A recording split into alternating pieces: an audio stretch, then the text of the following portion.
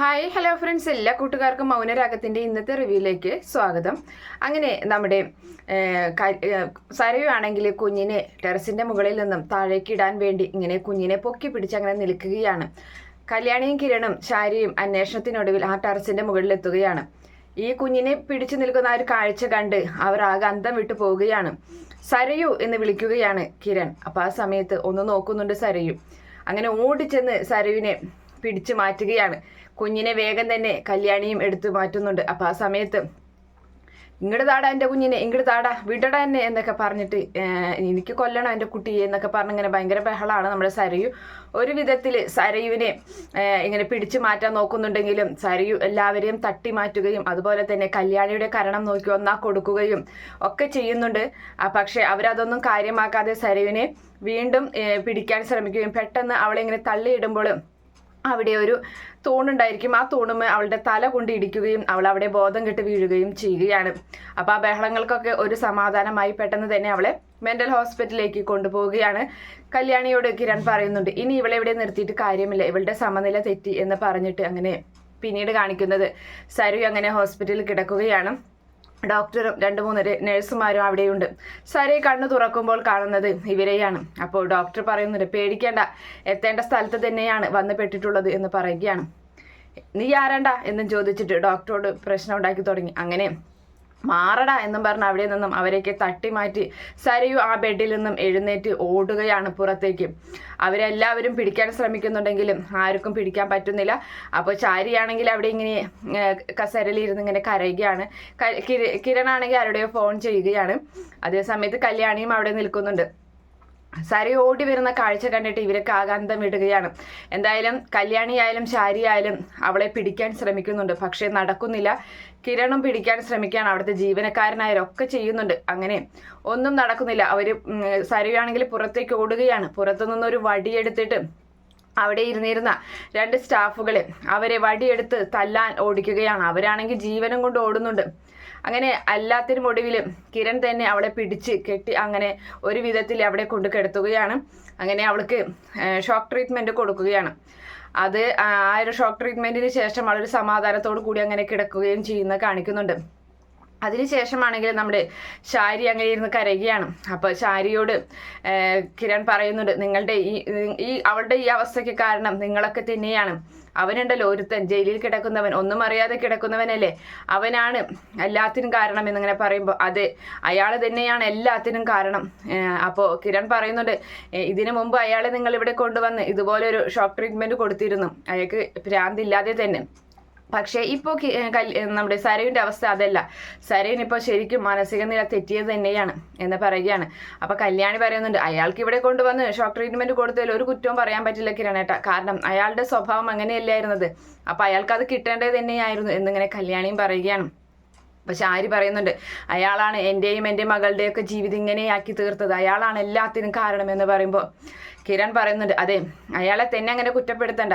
കാരണം ഭർത്താവ് തെറ്റിലേക്ക് നടക്കുമ്പോൾ ഭാര്യ കൂടെ നടക്കുകയല്ല വേണ്ടത്, ഭർത്താവിനെ ആ തെറ്റിൽ നിന്നും തിരുത്തി അയാളുടെ കൂടെ നിൽക്കാതെ അയാളെ നേർവഴിക്ക് നടത്തുകയാണ് വേണ്ടത്. പക്ഷെ നിങ്ങളെല്ലാവരും ചെയ്തത് ആ ഒരു തെറ്റിലേക്ക് നയിച്ച് എൻ്റെ അച്ഛനെയും അമ്മയൊക്കെ എന്തെല്ലാം ദ്രോഹങ്ങളാണ് നിങ്ങൾ ചെയ്തിട്ടുള്ളത് എന്നൊക്കെ ചോദിക്കുന്നുണ്ട്. അങ്ങനെ ആ സമയത്ത് ശാരി കൈ കൂപ്പിക്കൊണ്ട് പറയുകയാണ്, മക്കളെ, കല്യാണി, കിരൺ, അതെ, എന്നോട് വേറൊന്നും തോന്നരുത്. എൻ്റെ മകളോടുള്ള ദേഷ്യം നിങ്ങൾ ആ കുഞ്ഞിനോട് കാണിക്കരുത്. എൻ്റെ ആ കുഞ്ഞിനെ, കൺമണി മോളെ, നല്ല രീതിയിൽ നോക്കണം കേട്ടോ എന്നിങ്ങനെ പറയുകയാണ്. അപ്പോൾ കിരൺ പറയുന്നുണ്ട്, അതെ, ഞങ്ങൾ അത്രയ്ക്ക് മനസാക്ഷി ഇല്ലാത്തവരല്ല. അപ്പോൾ കല്യാണിയും പറയണം, അതെ, ആ കുഞ്ഞിനോട് എന്തിനാ ഞങ്ങളങ്ങനെ ദേഷ്യം കാണിക്കുന്നത്, ആ കുഞ്ഞ് എന്ത് പഴിച്ചു, ആ കുഞ്ഞ് ബുദ്ധി ഉറയ്ക്കാത്ത കുഞ്ഞാണ്, അതുകൊണ്ട് തന്നെ ഞങ്ങൾ ആ കുഞ്ഞിനോട് ഒന്നും ചെയ്യില്ല. എൻ്റെ മകൻ്റെ കൂടെ തന്നെ ആ കുഞ്ഞ് വളരുകയും ചെയ്യും, തന്നെയല്ല ആ കുഞ്ഞിനെ ഞങ്ങൾ നല്ല രീതിയിൽ നോക്കുകയും ചെയ്യും. നിങ്ങളുടെ പേരക്കുട്ടിയൊന്നുമല്ലല്ലോ അത്, താരയാൻറ്റിയുടെ മകളല്ലേ, പേരക്കുട്ടിയല്ലേ. അപ്പോൾ അതുകൊണ്ട് തന്നെ അമ്മൂമ്മയ്ക്ക് ഇതുവരെയും കുഞ്ഞിനെ കാണാനുള്ളൊരു, ആ കുഞ്ഞിനെ എടുക്കാനോ ലാളിക്കാനുള്ളൊരു അവസരം നിങ്ങൾ ആരും കൊടുത്തിട്ടില്ല. അപ്പോൾ ആ കുഞ്ഞിപ്പോൾ എന്തായാലും അമ്മൂമ്മയുടെ കൂടെ കുറേ കാലം അങ്ങനെ ജീവിക്കട്ടെ. ഇവളുടെ ഈ ഭ്രാന്ത് മാറി ഇറങ്ങുന്നത് വരെയെങ്കിലും. പിന്നെ ഇവളുടെ ഈ അവസ്ഥ കാണുമ്പോൾ സത്യത്തിൽ ഞങ്ങൾക്ക് നല്ല വിഷമമുണ്ട്. പക്ഷേ ഈ അവസ്ഥ മാറി അവൾ നന്നായി അവളുടെ സ്വഭാവമൊക്കെ മാറ്റി വെച്ചിട്ട് ഞങ്ങളുടെ അരികിലേക്ക് വരികയാണെങ്കിൽ ഞങ്ങൾ അവളെ സ്നേഹിക്കും, അവൾക്ക് വേണ്ട എല്ലാ കാര്യങ്ങളും ഞങ്ങൾ ചെയ്തു കൊടുക്കും എന്ന് പറയുകയാണ് കിരൺ. അപ്പോൾ ആ സമയത്ത് അല്ല ഇനിയിപ്പോൾ മനസ്സിലിഞ്ഞ് ദുഷ്ടത വെച്ചിട്ട് ഉള്ളിൽ പ്രതികാരവുമായിട്ട് ഈ പുറത്തിറങ്ങി ഞങ്ങളെ ചതിക്കാനാണെങ്കിൽ അത് നടക്കില്ല കേട്ടോ എന്ന് പറഞ്ഞ് അങ്ങനെ നിൽക്കുകയാണ്. അങ്ങനെ ആ സമയത്ത് എന്തായാലും ഞങ്ങളൊന്ന് വീട്ടിലോട്ട് പോവാണ് എന്നും പറഞ്ഞ് കല്യാണിയും കിരണും അവിടെ നിന്നും പോകുന്നുണ്ട്. ശാരി അവിടെ മകൾക്ക് കൂട്ടങ്ങനെ ഇരിക്കുകയാണ്. അതിനുശേഷം കാണിക്കുന്നത് കല്ലമ്മോൻ്റെ അരികിൽ കൺമണി മോൾ ഇരുന്ന് ഇങ്ങനെ കളിക്കുകയാണ്. അപ്പോൾ അവിടേക്ക് കല്യാണിയും കിരണും കൂടി വരുന്നുണ്ട്. എന്തായി മക്കളെ എന്ന് ചോദിക്കുകയാണ് ദീപ. എന്താവാൻ, അവിടെ ഷോക്ക് ട്രീറ്റ്മെൻറ്റ് കൊടുത്ത് അവളങ്ങനെ കിടത്തിയിരിക്കുകയാണ്. അവൻ്റെ കാര്യം എന്തായി എന്ന് ചോദിക്കുമ്പോൾ അവന് തലക്കടി കിട്ടിയിട്ട് അവനിപ്പോൾ ICUലാണ്. അവൻ ഇത്രയ്ക്ക് ദുഷ്ടന്മാരായിട്ടുള്ളവരുണ്ടാവോ എന്നിങ്ങനെ ചോദിക്കുകയാണ്. ദുഷ്ടതകൾ ചെയ്തവർക്ക് അങ്ങനെയൊക്കെ കിട്ടണം അമ്മേ എന്നിങ്ങനെ മറുപടി പറയുകയും ചെയ്യുകയാണ്. എന്തായാലും ഈ കുഞ്ഞിനെ ഇനിയിപ്പോൾ എന്താ ചെയ്യാൻ പോണേന്ന് ചോദിക്കുമ്പോൾ കുഞ്ഞിൻ്റെ കാര്യത്തിലൊന്നും പേടിക്കേണ്ട. കുഞ്ഞിനെ എന്തായാലും ഞാൻ അമ്മയോട് വിളിച്ച് ചോദിച്ചിട്ടുണ്ട്. അപ്പോൾ അമ്മയുടെ അച്ഛൻ്റെ അരികിൽ കുഞ്ഞ് അവർ നോക്കിക്കോളാമെന്ന് പറഞ്ഞിട്ടുണ്ട്. അപ്പോൾ അവരവിടെ നോക്കിക്കോളും. പക്ഷേ അവർക്ക് പേടിയുണ്ട്. ഈ കുഞ്ഞിൻ്റെ പുറകെയായിട്ട് ഇനിയിപ്പോൾ ശാരിയും സരയും അയാളും ആ ജയിലിൽ കിടക്കുന്നവനും ഇറങ്ങിക്കഴിഞ്ഞാൽ സ്നേഹം നടിച്ച് അങ്ങോട്ടെത്തി ഇനി എന്തെങ്കിലും അപകടം സംഭവിക്കുമെന്ന് അവർക്ക് പേടിയുണ്ട് എന്ന് പറയുകയാണ്. അങ്ങനെ അതിനുശേഷം കാണിക്കുന്നത് നമ്മുടെ മറിയത്തെയാണ്. മറിയാണെങ്കിൽ തൻ്റെ ഫോൺ അങ്ങനെ എടുത്ത് ഇങ്ങനെ കുറേ വിളിച്ചു നോക്കുന്നുണ്ട്. റിങ് ചെയ്യുന്നുണ്ടെങ്കിലും എടുക്കുന്നില്ല. ഇവനിത് എവിടെ പോയിക്കുകയാണ്, സമയം കഴിഞ്ഞു തുടങ്ങിയല്ലോ എന്നൊക്കെ പറഞ്ഞ് ടെൻഷൻ അടിച്ച് അങ്ങനെ ഇരിക്കുകയാണ്. ഇനി ഇവനെ ആരെങ്കിലും ഇറക്കാതെ പൂട്ടിയിട്ടിട്ടുണ്ടായിരിക്കുമോ, അപ്പോൾ അമ്മമാരൊക്കെ പറഞ്ഞയക്കാതെ ഇരിക്കിയിട്ടുണ്ടാവുമോ എന്നൊക്കെയാണ് നമ്മുടെ മറിയത്തിൻ്റെ സംശയം. അതിനുശേഷം നമ്മുടെ മനോഹറിനെ കാണിക്കുകയാണ്. മനോഹർ ബോധമില്ലാതെ ഒരു തലയിൽ വലിയൊരു കെട്ടൊക്കെ ആയിട്ട് അങ്ങനെ കിടക്കുകയാണ്. അപ്പോൾ കിരൺ അവിടേക്ക് വരുന്നുണ്ട്. എടാ എഴുന്നേൽക്കടാ എന്ന് പറയുകയാണ്. കണ്ണുറന്നിടാ എന്ന് പറയുമ്പോൾ അങ്ങനെ പതുക്കനെ മനോഹർ കണ്ണ് തുറക്കുകയാണ്. നിനക്ക് പാതി ബോധം വന്നടാ എന്ന് ചോദിക്കുകയാണ്. അപ്പോൾ നിന്നെ അങ്ങോട്ട് കൊന്നു കളയായിരുന്നു സരയു വേണ്ടത് എന്ന് പറയുമ്പോൾ അത് എന്നെ കൊന്നു കളയായിരുന്നു വേണ്ടത്, എന്നെ കൊന്നു തായോ സാറേ.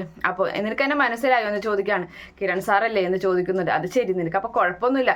എന്തായാലും നീ എന്നാ എന്നെ ഒന്ന് കൊന്നുതാടാ, ഒന്ന് കൊന്നു താ സാറേ എന്നിങ്ങനെ നമ്മുടെ മനോഹർ പറയുമ്പോൾ എന്തിനാ ഞാൻ കൊല്ലുന്നത്, ഞാൻ കൊല്ലണ്ട, നിനക്ക് എന്തായാലും നീ പെട്ടെന്ന് അങ്ങനെ ചാവേണ്ടവനല്ല, നിനക്ക് അത്രയും പെൺകുട്ടികളെ നീ ദ്രോഹിച്ചിട്ടുള്ളവനാണ്, നിന്റെ ജീവിതം എന്താണെന്നൊക്കെ ഞങ്ങൾ തീരുമാനിച്ചിട്ട് നീ ഇനി എന്തായാലും ജയിലിലോട്ട് പോകണം, അവിടെ കിടന്നിട്ട് വേണം നിനക്ക് ഇനി നിറയിക്കാനായിട്ട് എന്നൊക്കെ ഇങ്ങനെ പറഞ്ഞ് അവിടെ നിന്നും കിരൺ പോവുകയാണ്. ഡോക്ടറെ കാണാൻ പോകുന്നുണ്ട്. അങ്ങനെ ഡോക്ടർ പറയുകയാണ് അതെ അവൻ്റെ അവസ്ഥ എന്തായാലും ഇങ്ങനെയൊക്കെ തന്നെയാണ്. പക്ഷേ അവൻ്റെ ഫോണിലോട്ട് കുറേ നേരം ആരോ വിളിച്ചായിരുന്നു, ഞാൻ പിന്നെ കട്ട് ചെയ്തു പിന്നെ ഓഫ് ചെയ്ത് വെച്ചു എന്നിങ്ങനെ പറയാണ്. അപ്പോൾ നോക്കട്ടെ, അവൻ്റെ സ്വഭാവം അനുസരിച്ച് ഏതെങ്കിലും പെൺകുട്ടിയായിരിക്കും വിളിക്കുന്നതെന്ന് പറഞ്ഞ് കിരൺ ആ ഫോൺ എടുത്ത് തിരിച്ച് വിളിക്കുകയാണ്. അപ്പം മറിയാണ് ഫോൺ എടുക്കുന്നത്. മനു ആണല്ലോ എന്ന് പറഞ്ഞിട്ട് ഹലോ മനു, നീ എവിടെയാ, ഇത്ര നേരമായിട്ട് എന്താ നീ വരാത്തത് എന്നൊക്കെ ചോദിക്കുന്നുണ്ട്. അപ്പോൾ ഇത് ആരാണെന്ന് ചോദിക്കുകയാണ്. അപ്പോൾ ഇത് മനു അല്ലേ എന്ന് തിരിച്ച് ചോദിക്കുന്നുണ്ട്. അല്ല, ഞാൻ മനുവിൻ്റെ കൂട്ടുകാരനാണെന്ന് പറയാണ്. മനുവിന് എന്താ പറ്റിയെന്ന് ചോദിക്കുന്നുണ്ട്. അത് മനുവിന് ചെറിയൊരു ആക്സിഡൻറ്റ്, ഞങ്ങളെന്തായാലും എവിടെയാണ് താമസിക്കുന്നത്, ഞങ്ങൾ അങ്ങോട്ട് വരാമെന്ന് പറയുമ്പോൾ ഹോട്ടലിൻ്റെ പേരൊക്കെ മറിയം പറഞ്ഞു കൊടുക്കുന്നുണ്ട്. ഞങ്ങളെന്തായാലും ഉടനെ അങ്ങോട്ട് എത്താമെന്നും പറഞ്ഞിട്ട് ശരി എന്നും പറഞ്ഞ് ഫോൺ കട്ട് ചെയ്യുകയാണ്. അങ്ങനെ വേഗം തന്നെ കല്യാണിയെ വിളിച്ച് പറയുന്നുണ്ട്. കല്യാണി എത്രയും പെട്ടെന്ന് റെഡിയായി നിൽക്കും, നമുക്ക് ഒരിടം വരെ പോകാനുണ്ട് എന്ന് കിരൺ പറയുകയാണ്. അങ്ങനെ കല്യാണിയെയും കൂട്ടി കിരൺ നേരെ പോകുന്നത് മറിയത്തിൻ്റെ റൂമിലേക്കാണ്. വാതിൽ തുറക്കുമ്പോൾ തന്നെ കിരണിനെ കാണുമ്പോൾ മറിയം ചോദിക്കുന്നുണ്ട്, ഇത് കിരണല്ലേ എന്ന് ചോദിക്കുകയാണ്. അതെ. അപ്പം മേഡം എന്താ ഇവിടെ എന്ന് ചോദിക്കുകയാണ്. അതെ. അപ്പോൾ മനോഹറിനെ വിളിച്ചത് മേഡായിരുന്നു എന്ന് ചോദിക്കുകയാണ്. അതെ എന്ന് പറയുകയാണ്. അല്ല, മേഡവും മനോഹറും തമ്മിലുള്ള ബന്ധം അത് പിന്നെ ഞങ്ങൾ ഇന്നൊരു യാത്ര പോകാൻ തീരുമാനിച്ചിട്ടുണ്ടായിരുന്നു, അപ്പോൾ ആ സമയത്ത് അവനെ കാണാനില്ല, അതുകൊണ്ടാണ് ഞാൻ വിളിച്ചത് എന്ന് പറയുന്നു. അതൊക്കെ അവിടെ നിൽക്കട്ടെ, മനോഹറും മേഡവും തമ്മിലുള്ള ബന്ധം എന്താണെന്ന് പറയും ആദ്യം തന്നെ എന്ന് കല്യാണം ഇങ്ങനെ ചോദിക്കണം. അപ്പോൾ നമ്മുടെ മറിയൊന്ന് ഞെട്ടി നിൽക്കുന്ന ഒരു ഭാഗം കാണിച്ചിട്ടാണ് ഇന്നത്തെ എപ്പിസോഡ് അവസാനിക്കുന്നത്. Okay friends, by, thank